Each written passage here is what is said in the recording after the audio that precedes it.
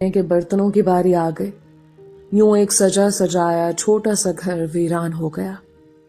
समद जानता था कि अभी भी कुछ दिल फेंक नौजवान महबानों की एक झलक देखने के लिए होटल में बैठने की हसरत रखते हैं।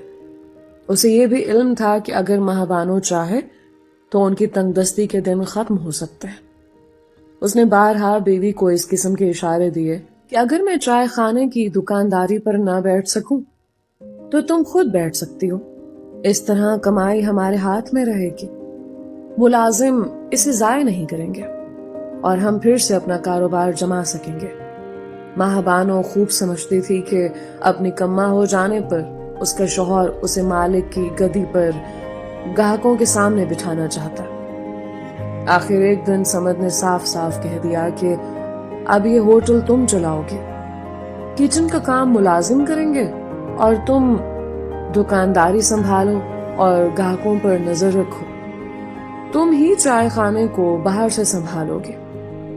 मैं अब पहले की तरह ये काम नहीं कर सकता। मेरी सेहत ठीक नहीं रहती।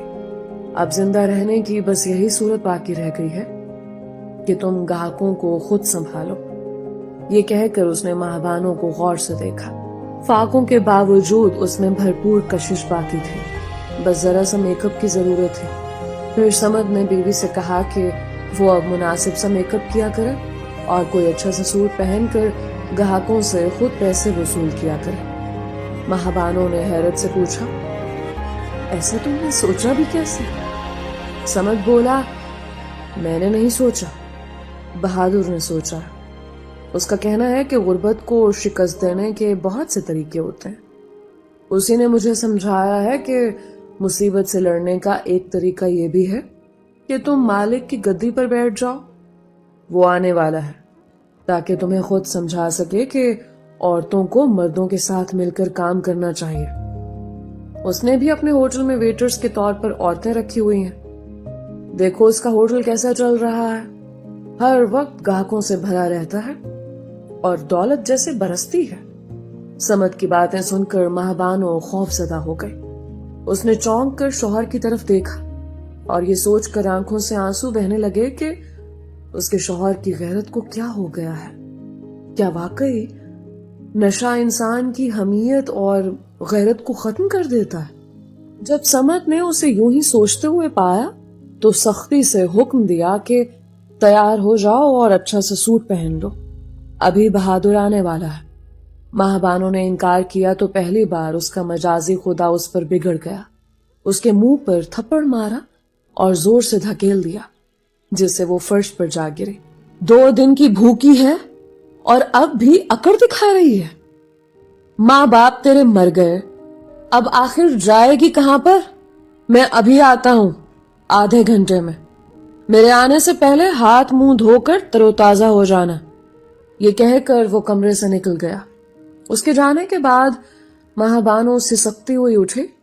उसने फैसला कर लिया कि वो मर जाएगी, लेकिन किसी कीमत पर मर्दों का निशाना नहीं बनेगी, वरना कल तक जो उसके हाथ की बनी चाय और पकोड़ों के आशिक थे वो उसके आशिक गाहक बनकर आने लगेंगे।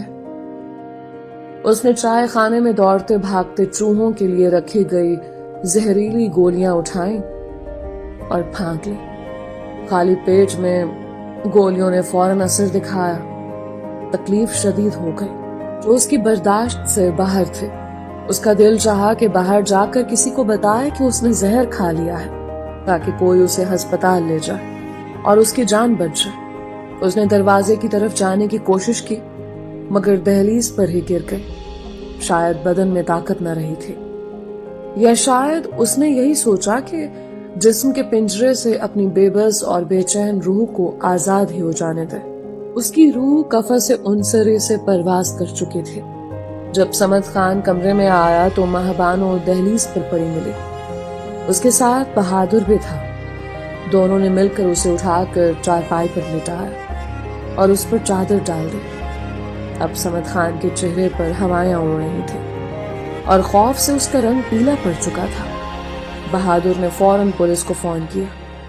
थोड़ी देर बाद पुलिस आ गई। वो महबानों की लाश के साथ समद को भी साथ ले गई। सिर्फ घर ही नहीं, بلکہ اس کے ہوٹل کو بھی تالا لگا دیا گیا، اور جو چائے خانہ ایک زمانے میں سمد کا چائے خانہ کہلاتا تھا، اب لوگوں کی زبان پر بھوت ہوٹل کے نام سے جانا جانے لگا۔ دوستو، یہ تھی سمد خان اور ماہبانوں کی کہانی۔